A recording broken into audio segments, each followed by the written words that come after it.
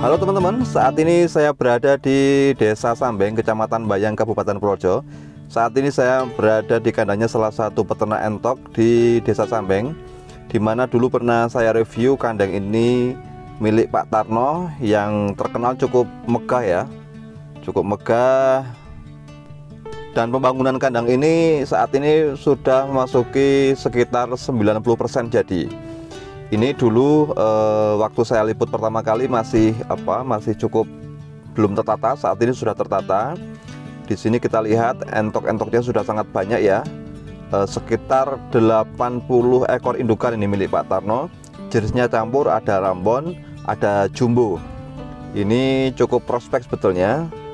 Lah, ini penampakan kandangnya. Ini atapnya menggunakan bajaringan ya, galvan bajaringan. Kemudian tembok pagarnya itu menggunakan batu bata ringan atau hebel ya. Ini penampakannya, ini lagi masih ditata, belum jadi seutuhnya ya, baru 90%. Menurut penuturannya Pak Tarno ini sekitar ya 1 bulan ke depan mungkin sudah bisa jadi 100%. Kandang ini cukup mewah teman-teman. Ini entoknya sangat nyaman berada di sini, hanya saja memang perlu penataan yang cukup cukup matang, terutama untuk penempatan kolam ya. Karena jangan sampai nanti kalau pemeliharaan entok dalam jumlah yang banyak itu nanti kalau penataannya tidak baik, maka kemudian dampaknya kesehatan entoknya akan terganggu begitu.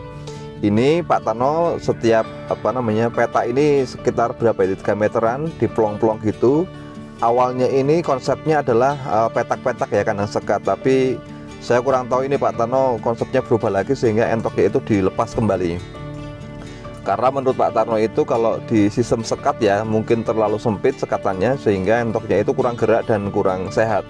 Maka konsepnya kemudian dirubah, sekatannya diperlebar. Lah, untuk membangun petakan yang lebar, yang luas, ini sementara entoknya dilepas terlebih dahulu. Baik teman-teman, untuk sistem kandang memang untuk milik Pak Tarno ini cukup bagus ya, hanya saja memang petakannya terlalu kecil ya.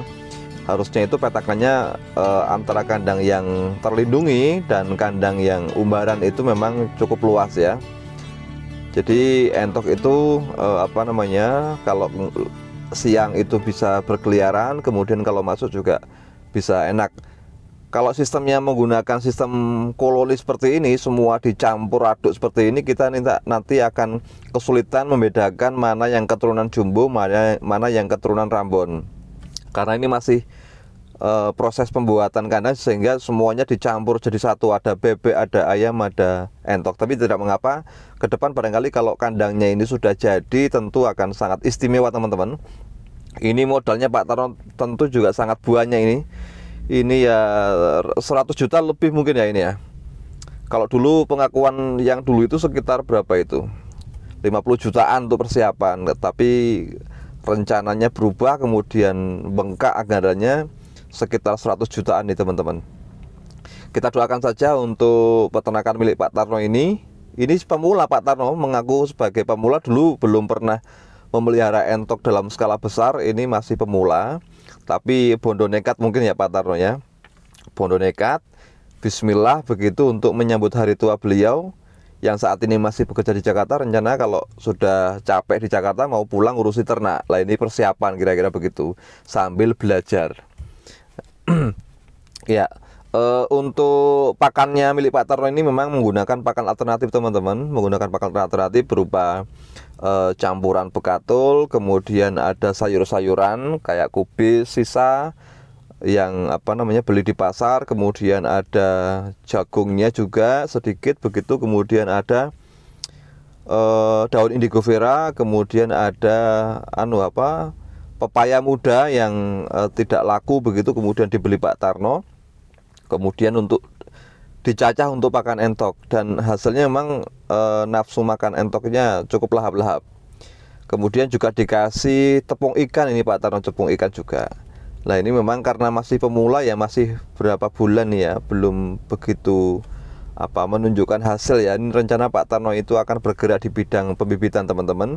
Tapi kemarin pas saya datang ke sini itu beliaunya bilang juga akan mencoba pembesaran. Jadi nanti setelah pembibitannya ini sukses juga akan merambah ke pembesaran.